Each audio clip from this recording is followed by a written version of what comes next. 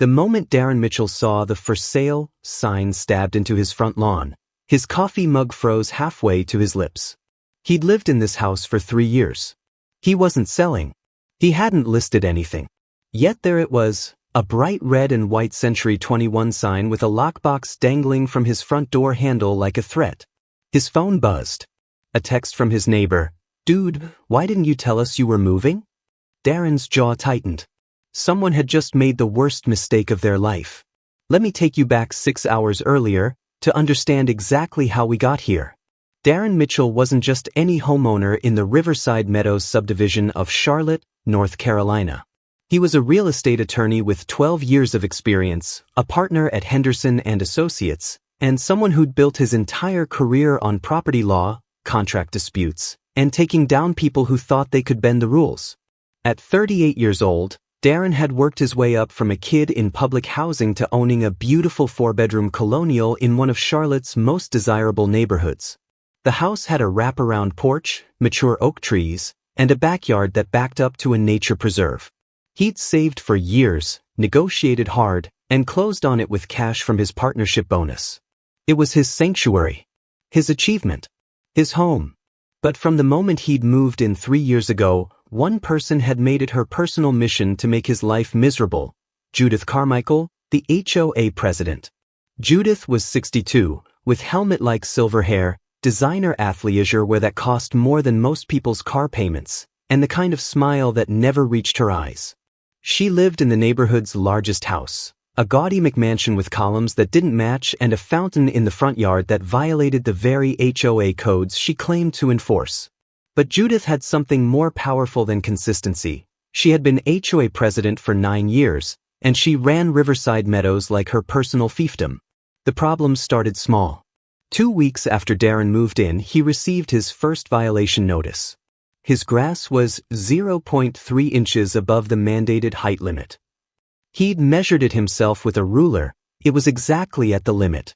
He'd documented it with photos and timestamps, then filed a formal dispute. Judith had smiled at the next HOA meeting, her voice dripping with false sweetness. "Mr. Mitchell, I'm sure you're just not used to our community standards. Some neighborhoods have different expectations." The emphasis on different wasn't lost on anyone in the room. Darren had remained calm, presented his evidence, and won his dispute. But it didn't stop there. Over the next 3 years, the harassment escalated. Violation notices became weekly events. His mailbox was the wrong shade of black. His holiday decorations were displayed 3 hours past the designated removal time. His car was parked at an improper angle in his own driveway. Once, he received a citation because his recycling bin was visible from the street on a non-collection day. He'd taken it out 20 minutes before the truck arrived. Each time, Darren fought back with documentation, timestamps, and the exact HOA bylaws that proved Judith wrong. Each time, he won. And each time, Judith's smile grew thinner, her eyes colder. His neighbors started approaching him quietly, confessing their own Judith horror stories. The Rodriguez family had been fined $2,000 for painting their shutters colonial blue instead of colonial navy, colors that were literally identical. The Patel family had received a violation for excessive garden ornamentation because Mrs. Patel had placed a small statue of Ganesha near her roses. The Henderson family, yes, related to his law partner, had been threatened with foreclosure over a dispute about a fence that was 1 inch taller than allowed. But here was the pattern Darren noticed. Judith targeted certain families more than others. The Williamson family, who were white and had an RV parked in their driveway for 6 months, received no violations. The McCarthy family, whose teenage son threw parties every weekend that went past midnight, never got a noise complaint citation. But the moment Darren had friends over for a quiet dinner that went until 10:30 p.m., Judith was knocking on his door with her phone out, threatening to call the police for disturbing the peace. Darren had dealt with people like Judith before.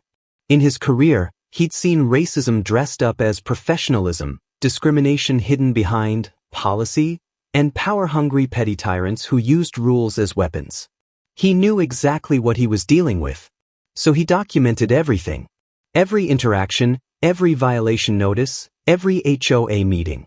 He kept meticulous records, recorded conversations where legal, and built a file that would make any attorney proud. He wasn't just protecting himself. He was building a case. The breaking point came on a Tuesday morning in September. Darren had just won a major case for a client, a 70-year-old woman who'd almost lost her home to a predatory reverse mortgage scheme. He was in a good mood, planning to celebrate with a quiet evening on his porch with a good book and better bourbon. Then his neighbor, Travis and Gwen, called him. "Darren, man, you need to get home right now." "What's wrong?" You need to see this yourself." Darren left his office early, his good mood evaporating with every mile. When he turned onto Maple Crest Drive, his street, his heart nearly stopped. There, on his pristine lawn, was a real estate sign. "For sale. Century 21. Contact Judith Carmichael, licensed agent." And it got worse. There was a lockbox on his front door. The kind real estate agents used to secure keys for showings. Someone had attached it to his property without his permission. Darren sat in his driveway for a full minute, his hands gripping the steering wheel, his breathing controlled. He was a lawyer. He knew exactly what he was looking at: fraud, trespassing, possibly identity theft if paperwork had been filed, and a dozen other violations that could result in criminal charges. He pulled out his phone and started recording. September 14th, 4:47 p.m. "I'm arriving at my residence at 847 Maple Crest Drive, Charlotte, North Carolina. There is an unauthorized real estate sign on my property and an unauthorized lockbox on my front door. I have not listed this property for sale. I have not authorized anyone to list this property. I am documenting this for legal purposes." He got out of his car, still recording, and approached the sign. Sure enough, Judith Carmichael's name, phone number, and a QR code that presumably led to a listing. Travis came jogging over from across the street, his face worried. "Dude, I tried calling you earlier. That sign went up around 2 p.m. Some real estate photographer showed up and was taking pictures of your house. I told them there must be a mistake, but they showed me paperwork. Official listing documents with your address. Did you see who planted the sign?" "Judith herself. She supervised the whole thing." Darren nodded slowly. "Thanks, Travis. I appreciate you looking out." He went inside, using his own key, since the lockbox was just attached to his door handle, and immediately pulled up the Century 21 website on his laptop. There was his house, his address, listed for $685,000, about $50,000 under market value for a quick sale. The listing description was infuriating. Charming 4BR/3BA colonial in prestigious Riverside Meadows. Motivated seller. This property is being sold ASIS by the HOA to recoup outstanding liens and violations. Property has extensive code violations and is sold without warranty. All offers will be reviewed by HOA counsel. Showings begin immediately. Outstanding liens. Extensive code violations. Being sold by the HOA. It was all lies. Darren had never missed a single HOA payment. He'd fought and won every violation dispute. There were no liens on his property. He'd checked his title monthly as part of his standard practice. This listing was completely fraudulent. But it got even worse. Darren accessed the MLS system through his firm's professional account.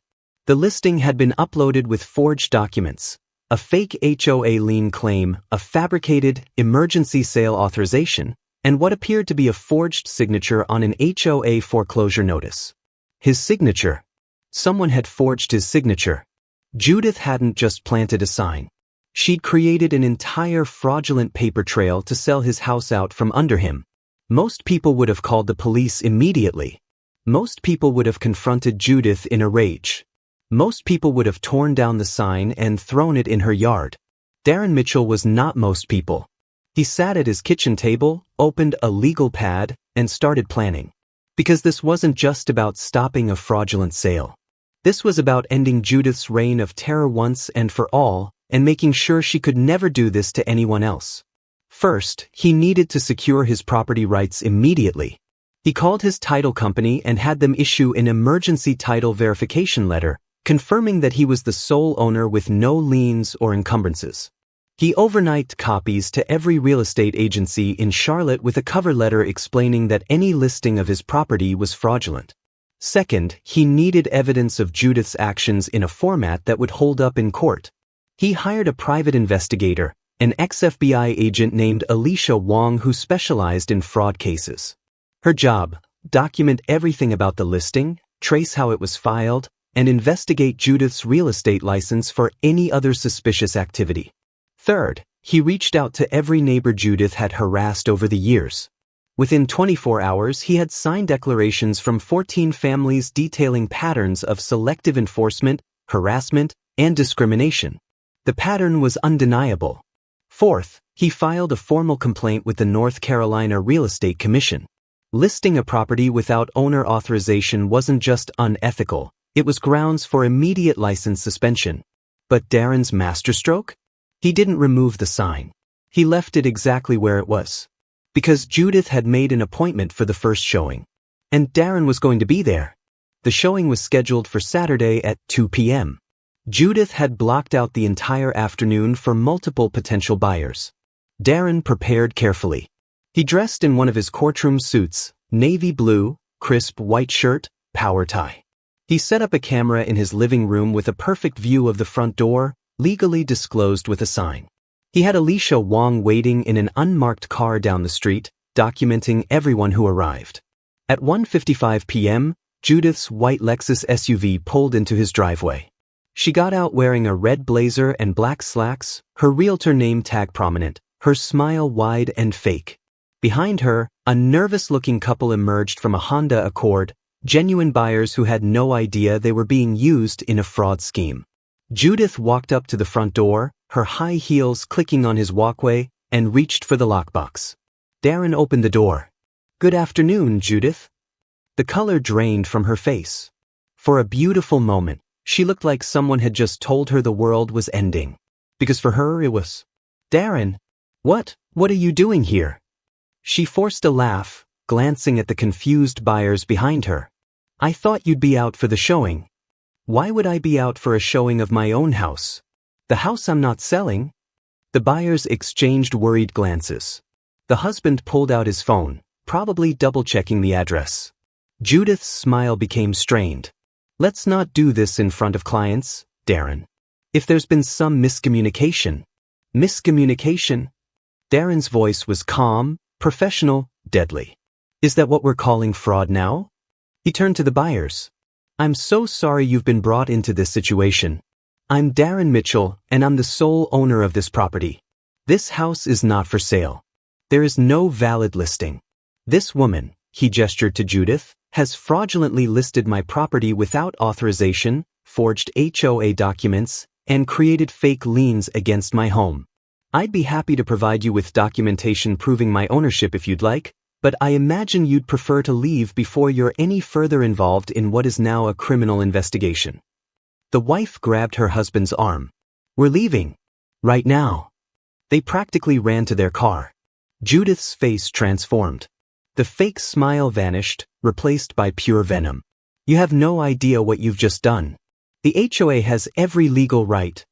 The HOA has no rights over my property beyond what's explicitly stated in the covenants, conditions, and restrictions I agreed to when I purchased this home," Darren interrupted, his voice still calm. "I'm a real estate attorney, Judith. I know exactly what rights the HOA has. And fraudulently listing my property for sale? That's not one of them. There are outstanding violations. Every single violation you've ever filed against me has been disputed and dismissed. I have documentation of every resolution. There are no outstanding violations, no liens, and no legal basis whatsoever for this listing." Another car pulled up, more potential buyers. Darren walked down to meet them before Judith could intercept. "Hi folks, I'm the homeowner. I'm sorry you've made a trip out here, but this property is not actually for sale. The listing is fraudulent. Here's my card. I'm an attorney, and I'm happy to provide documentation if you need it for your records. Again, I apologize for your wasted time." The second couple left even faster than the first. Judith was shaking now, whether from rage or fear, Darren couldn't tell. This is harassment. You're interfering with official HOA business. No, Judith. You've harassed me for 3 years. You've filed false violations, enforced rules selectively based on race, and now you've committed fraud and forgery. And I can prove all of it. 2 more cars pulled up. Darren repeated his polite warning. Judith stood frozen on his walkway, watching her scheme collapse in real time. By 3:30 p.m., 6 sets of buyers had come and gone, all warned off by the actual homeowner. Judith's phone was ringing constantly, her broker, undoubtedly, wondering why a hot property suddenly had half a dozen complaints filed against it. Finally, Judith hissed, "You're finished in this neighborhood. I'll make sure you're fined for every tiny violation until you're forced to sell. I'll make your life hell." Darren pulled out his phone. "You should know, Judith, that North Carolina is a one-party consent state, which means I've been legally recording this entire conversation, including the part where you just admitted you've been selectively enforcing violations against me and where you threatened to continue doing so. That's going to be very interesting to the civil rights attorney I've already consulted." Judith's eyes went wide. "Oh, and one more thing," Darren continued. "I've filed a formal complaint with the North Carolina Real Estate Commission. That investigation started yesterday. I've also contacted the Century 21 Corporate Compliance Department. They're very interested in how you managed to file a listing with forged documents. And I've hired a private investigator who's currently pulling records on every property you've listed in the past 5 years. If you've done this before, and I suspect you have, we're going to find it." Judith looked like she might be sick. "You should probably call a lawyer, Judith, because I'm filing a lawsuit on Monday morning for fraud, forgery, trespass, violation of the Fair Housing Act, and intentional infliction of emotional distress. And I'm going to win." What Darren didn't tell Judith in that moment was that his investigation was already bearing fruit. Alicia Wong had been thorough. Over the next 72 hours, she uncovered a pattern that was even worse than Darren had suspected. Judith Carmichael had been a licensed real estate agent for 18 years. And in that time, she'd used her position as HOA president to run a scheme that was as simple as it was audacious. She'd identify homeowners she wanted gone, usually people of color, single mothers, or anyone who challenged her authority. Then she'd bombard them with violation notices, many completely fabricated. When homeowners couldn't keep up with the fines, she'd offer to help them sell before the HOA foreclosed. She'd list their properties, pressure them to accept low-ball offers from investors she had relationships with, and collect both sides of the commission. For homeowners who fought back, she'd escalate the harassment until they gave up and moved. But Darren was the first person who'd actually had the legal expertise and resources to investigate her. And what he found was explosive. 4 families in the past 3 years had sold their homes through Judith after escalating HOA disputes. All 4 had been people of color. All 4 had sold for significantly below market value. And all 4 properties had been purchased by the same LLC, an investment company where Judith's husband was listed as the registered agent. They were buying homes cheap, flipping them, and pocketing massive profits. The HOA was just the tool to force people out. Alicia also discovered that the violations Judith filed often didn't match the photographic evidence. She'd cite someone for unmaintained landscaping while submitting photos from 3 months earlier when a tree had been damaged in a storm. She'd claim unauthorized modifications to homes that had been inspected and approved by the county. In other words, Judith had been running a systematic fraud and intimidation operation for years, using the HOA as her weapon and her real estate license as her profit center. Darren compiled everything into a 70-page legal filing that read like a crime novel. On Monday morning, Darren filed his lawsuit in Mecklenburg County Superior Court. He didn't just sue Judith individually, he sued her personally, professionally, and named her husband's investment LLC as a co-defendant. He also filed a separate complaint with the North Carolina Attorney General's office, requesting a criminal investigation. The lawsuit hit the local news by Tuesday afternoon. HOA president accused of fraud scheme targeting minority homeowners. The story went viral. Suddenly, everyone in Riverside Meadows, and dozens of other neighborhoods where Judith had done business started coming forward. The local news ran interviews with families who'd been driven out of their homes. A Facebook group called Judith Carmichael Victims formed and had 300 members within 24 hours. The HOA board held an emergency meeting. Judith, predictably, tried to control the narrative. But Darren showed up with 12 other homeowners, and they had receipts. He played recordings of Judith threatening homeowners. He showed the falsified violation notices. He presented evidence of the selective enforcement pattern. And he revealed the financial connection between the HOA foreclosures and her husband's investment company. By the end of the meeting, 3 board members had resigned in disgrace for enabling her. The remaining members voted unanimously to remove Judith as president and ban her from any future HOA leadership positions. But Darren wasn't done. The North Carolina Real Estate Commission moved fast. Within 2 weeks, they suspended Judith's license pending a full investigation. Century 21 terminated her affiliation immediately, and the Attorney General's office opened a criminal investigation into fraud, forgery, and civil rights violations. Judith's attorney tried to reach a settlement. Darren's response was simple: "See you in court." The preliminary hearing was scheduled for October 15th. Judith showed up with an expensive attorney, someone from a big Charlotte firm who specialized in keeping wealthy people out of trouble. Darren represented himself. The courtroom was packed. Local news cameras lined the hallway. Homeowners from 3 different neighborhoods sat in the gallery, watching their tormentor finally face consequences. Judith's attorney argued that this was all a misunderstanding. That Judith had reasonably believed she had authority to list the property based on informal discussions with unnamed board members. That the violations were legitimate HOA business, and any selective enforcement was coincidental. Then it was Darren's turn. He didn't raise his voice. He didn't need to. He simply presented the evidence, document by document, recording by recording, timeline by timeline. He showed that Judith had personally forged his signature on documents. He presented testimony from a forensic document examiner confirming the forgery. He played recordings of Judith making racially charged comments about certain people not belonging in the neighborhood. He showed the financial records linking her husband's company to properties that had been forced out through HOA harassment. The judge, a black woman named Evelyn Price who'd been on the bench for 20 years, listened with an expression that grew increasingly stern. When Judith's attorney tried to interrupt, Judge Price held up a hand. "Counselor, I'm going to let Mr. Mitchell finish. And I suggest your client start thinking very carefully about her situation."